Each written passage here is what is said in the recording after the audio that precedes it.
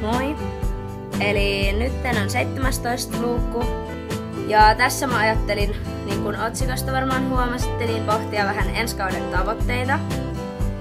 Ja kodehan on ollut mulla nyt siis vähän yli vuoden ja mun tavoitteet oli niin kuin tolle viime kaudelle, kun mä tiesin, että ja se oli meidän oma niin kuin ihan valinta ja päätös ja toive, että Tuisku menee vähän enemmän nyt tuolla ensimmäisellä kaudella, näyttää Kodalle vähän ratoja, maailmaa.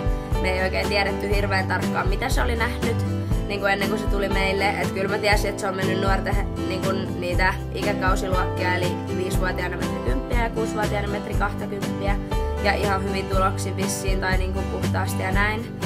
Mutta ei ollut hirveästi niin kuin tietoa muuten, että mitä se on tehnyt. Ja muutenkin, että tai siis muutenkin se oli niin kuin hyvä valinta, tai siis vieläkin ihan seison sen takana täysin, että oli tosi hyvä päätös, että Tuisku menee vähän enemmän. Mut ite pääsin kyllä kanssa aika paljon kisaamaan siinä viimekin kaudella. En oo ainakaan siis ennen ikinä ollut noin kokonaista kautta itselläni. Ollut joku 3 kisat kaudessa tai jotain tämmöstä, joka on nyt kun ajattelen niin aika vähän. Ja ite on siis aloitin ihan ekat kisat, menin 60 senttiä kotikisoissa, niin kuin on monella videolla sanonut. Siitä menin sit seuraavat kisat Eholla, 70 ja 80 senttiä. Ja sitten menin Dumissa 80 senttiä, ja jonka jälkeen tuolla Farstenilla tai Hattel Farstenis kisoissa menin 90.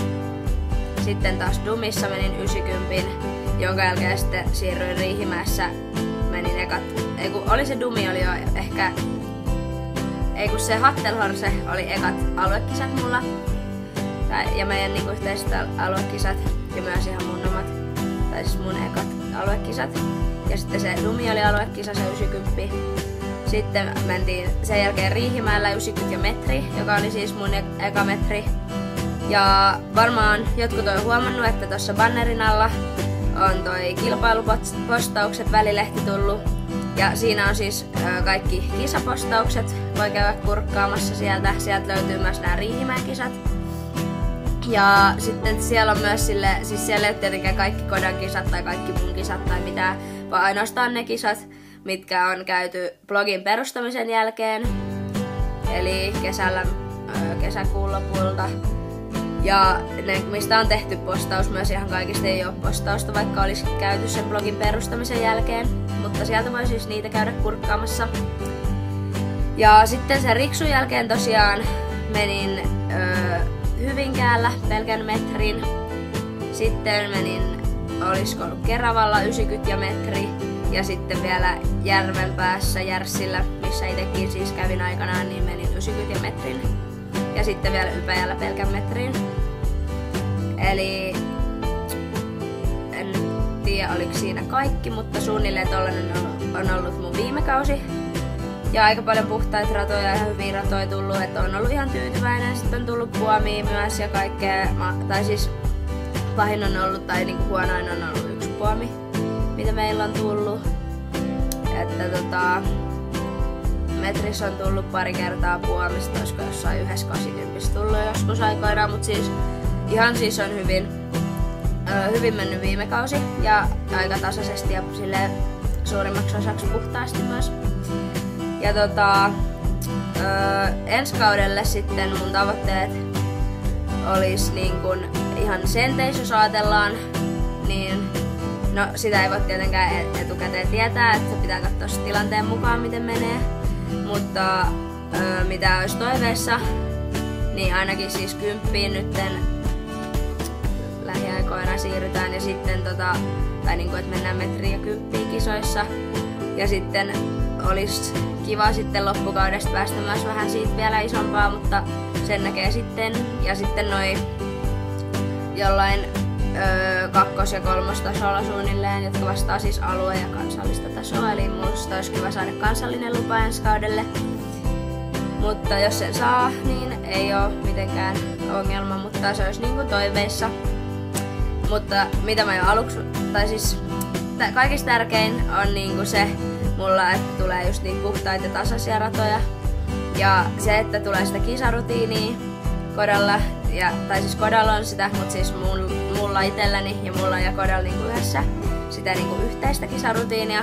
Et aina kun menee niinku kisoihin, niin tuntuu, että on niinku oikeasti tyyli kotona, että ei se ole niin iso juttu silleen, että nyt me lähdetään kisoihin tavallaan, tai siis totta kai se pitää ottaa silleen, niinku, tai ettei nyt lyö ihan läskiksi silleen, että joo mennään kisoihin, mutta siis silleen, että se kuitenkin on rento tilanne niinku molemmille, niin sellaisia kokemuksia lähdetään ensi kaudelta hakemaan. Tietysti mahdollisimman paljon puhtaita ratoja, ehkä myös pikkusen aikaa jossain luokissa, katsotaan vähän miten menee, mutta se ei ole missään vaiheessa ollut meillä niinku sellainen mittari mikä, että tai siis silleen, että tarvii joku sijoitus tai ruusuke saada.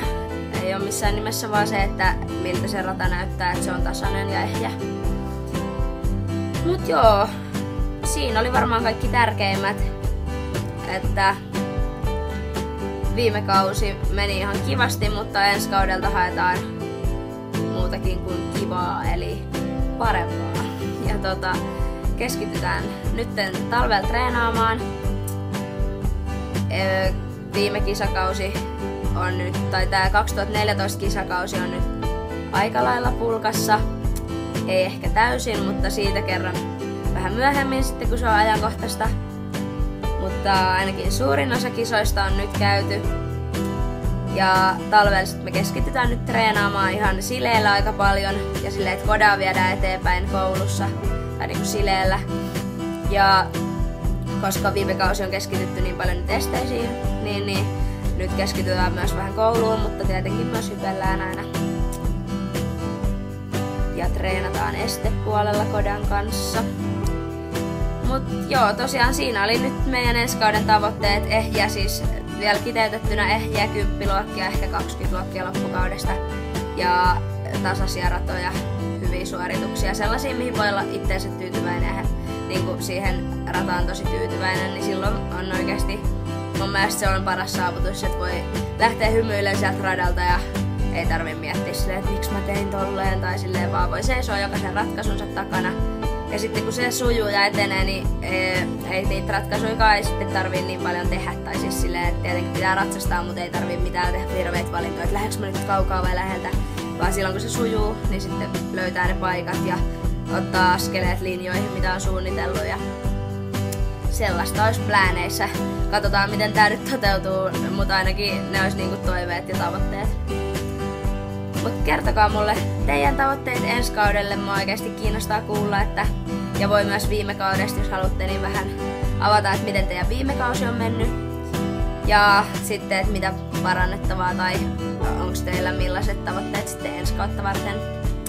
Mutta kiitos paljon kun katsoitte videon ja nähdään huomenna luukun 18 parissa. Moi moi!